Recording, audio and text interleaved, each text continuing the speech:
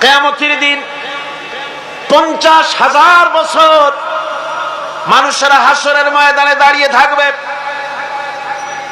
50,000 বছর বিচারের দিনটা লম্বা হবে 50 আলফা সানা মিম্মা তাউদ্দুন।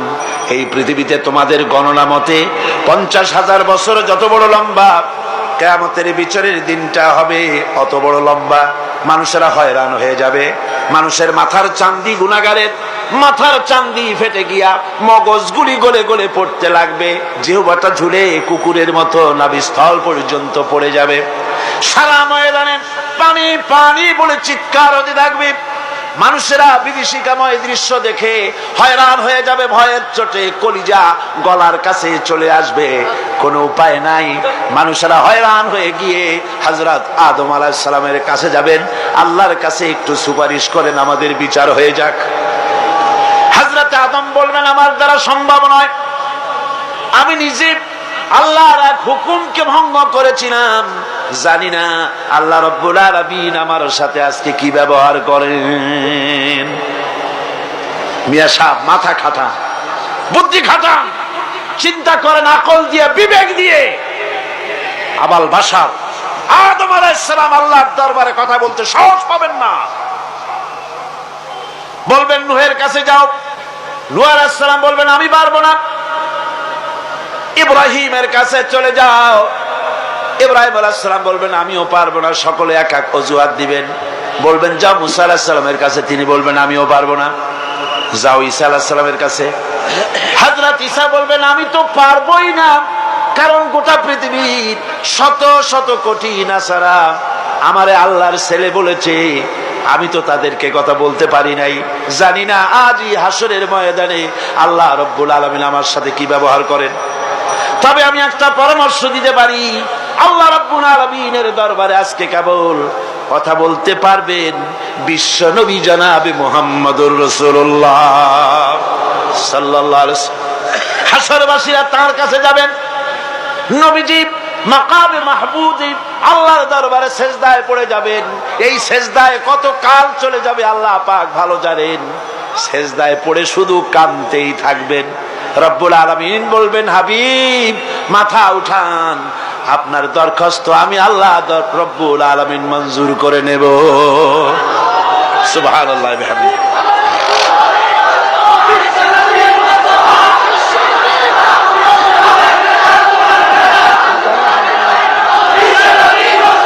আমার ভাইয়েরা, ওই আল্লাহ রাব্বুল আলামিন বলেন কিয়ামতের দিন, কিয়ামতের দিন, কিয়ামতের দিন আমার সামনে আমার বিনা অনুমতিতে কেউ কথাও বলতে পারবে না।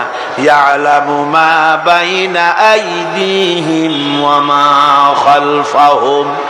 মানুষের অগ্র পশ্চাৎ কেউ জানে না। মানুষের আগের পাছের সবকিছু খবর আমি আল্লাহ রাব্বুল আলামিনের কাছে আছে, সব আমি জানি। ولا يحيطون بشيء من علمه إلا بما شاء। আর আল্লাহর জ্ঞাত বিষয় সমূহের ভিতরে কোন জিনিসই লোকদের জ্ঞানের আওতায় আসতে পারবে না। অবশ্য আল্লাহ যদি কিছু নিজের জ্ঞান থেকে কাউকে জানাতে চান সেটা স্বতন্ত্র কথা। وسع كرسيه السماوات والأرض। তার সাম্রাজ্য সমগ্র আকাশ জমিন, আকাশ মণ্ডল জমিন নিয়ে বিশাল সাম্রাজ্যের একচ্ছত্র অধিপতি। কেউ তার মোকাবেলায় নাই, কেউ তার সমকক্ষ নাই। চিল্লায় কোন সুবহানাল্লাহ। ولا يؤوده حفظهما وهو العلي العظيم। এসব কিছু রক্ষণাবেক্ষণ করতে গিয়ে আল্লাহ পাককে কখনো দুর্বল করে দেয় না, অক্ষম করে দেয় না। আল্লাহ ক্লান্ত হন না, তিনি সর্বজয়ী, সর্বজ্ঞ। সুবহানাল্লাহি বিহামদিহি। জোরে কান সুবহানাল্লাহি বিহামদিহি। এবার আল্লাহ রাব্বুল আলামিন চোখে দেখা জিনিসগুলি বলতেছেন, বান্দা আমার তাওহীদ দেখতে চাও, চোখে দেখা জিনিসগুলির ভিতরে তাকিয়ে দেখো আমার তাওহীদ বিরাজ করছে। আল্লাহ পাক বলেন আম্মান খালাকাস সামাওয়াতি ওয়াল আরদা ওয়া আনজালা লাকুম মিনাস সামাই মা। কে আছে এমন? তিনি কে যিনি আসমান থেকে পানি বর্ষণ করেন, তিনি যিনি সৃষ্টি করেন এবং তোমাদের খাবারের জন্য, জমিনের ফসলের জন্য আকাশ থেকে বৃষ্টি বর্ষণ করেন, কে? তিনি কে? আল্লাহ ছাড়া। এবং ওই বৃষ্টির পানি দিয়ে জমিন থেকে ফসল উদ্গত করে দেন। তোমরা কি নিজেরা এই ফসল উদ্গত করতে পারো? তোমরা নিজেরা তো পারো না। আমি আল্লাহ রাব্বুল আলামিন আকাশের পানি দিয়া, বৃষ্টি দিয়া জমিনের ফসলগুলি উদ্গত করে দিয়ে তোমাদের খাবারের বন্দোবস্ত করি। আইলাহুম মাআল্লাহি বাল হুম কওমুন ইয়াদিলুন।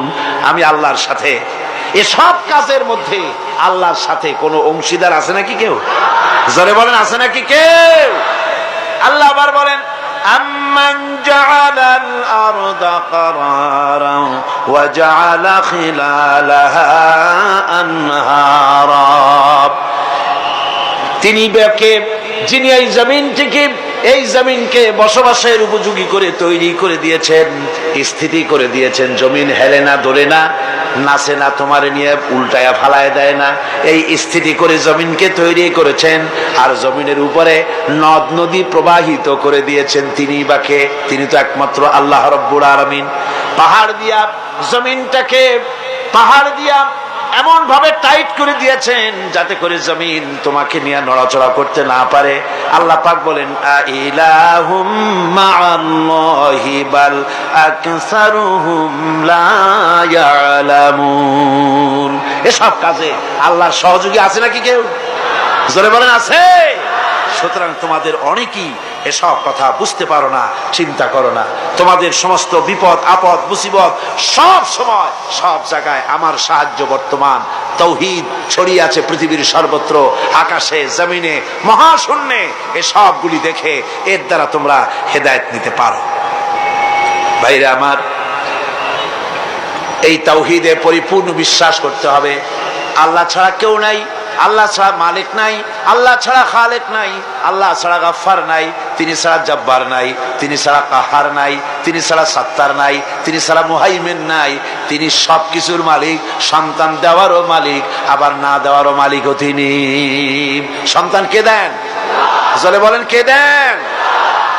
যারে খুশি ছেড়ে দেন, যারে খুশি মেয়ে দেন, যাকে খুশি ছেলেও দেন, মেয়েও দেন, আবার যাকে খুশি কিছুই দেন না। সবকিছুর ক্ষমতা তার।